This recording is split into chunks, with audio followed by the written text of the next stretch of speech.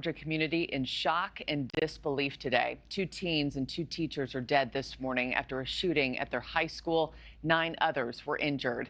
Apalachee High School and schools across Barrow County will be closed the rest of the week. Police have 14-year-old Colt Gray in custody and say he'll be charged with murder and tried as an adult. We're learning this boy was on the FBI's radar. NewsNation's Elizabeth Pran has been following this shooting since it happened. Joins me live from Winder, Georgia this morning. Elizabeth, good morning to you. What more are we learning about this suspected shooter? Yeah, good morning, Markie. Details are slowly trickling out, right? Authorities have been coming out every couple hours. We were on scene just hours after the incident yesterday. We're learning a little bit more about the shooter. We're also learning about those 4 victims. If we have them, I'd like to put them on the screen. 2 14-year-olds and 2 teachers. Mason Schermerhorn, a 14-year-old student, Christina Angulo, a 14-year-old student, Richard Aspenwall, a 39-year-old teacher, and Christina Irimie. All of them passed away second period yesterday. As you know, the shooter, Colt Gray, 14 years old. So what do we know about him? As you mentioned, he was on the radar of authorities, and we do know that he used an AR-style weapon. The biggest unknowns, despite the fact, of course, there are a number of reports out there. In fact, I asked the sheriff just yesterday if this was a targeted incident, which he could not confirm, is the motive and also how he did get that weapon. I also want to talk about the victims who are surviving, all 9 of them, 8 students, 1 teacher, expected to survive, expected to be okay. We heard that from the sheriff late last night.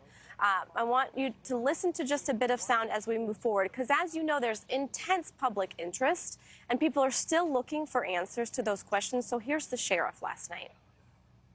We will have agents and there will be law enforcement personnel that will be pursuing investigative leads and collecting evidence throughout the night and into much of tomorrow, I would anticipate as well.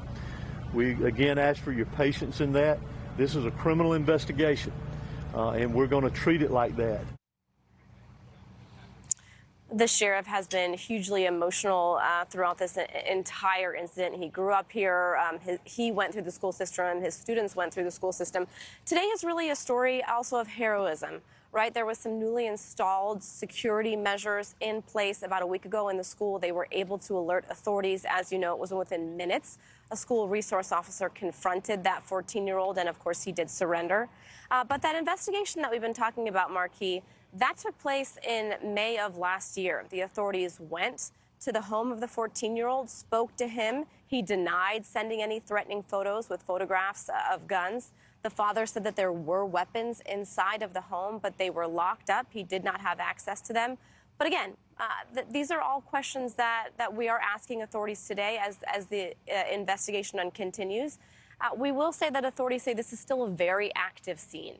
School is out for the rest of the week. There is grief counseling available, and there was a vigil late last night. You can certainly feel in the community here still a sense of shock, Markie, still so much pain for the lives that have been lost. Markie? Just the most horrific kind of evil. Elizabeth Pran, thank you so much. We'll check in our next hour. Thanks for watching, everybody. Go to joinnn.com to find NewsNation on your television provider. Also, don't forget to click that red subscribe button below to get more of NewsNation's fact-driven, unbiased coverage.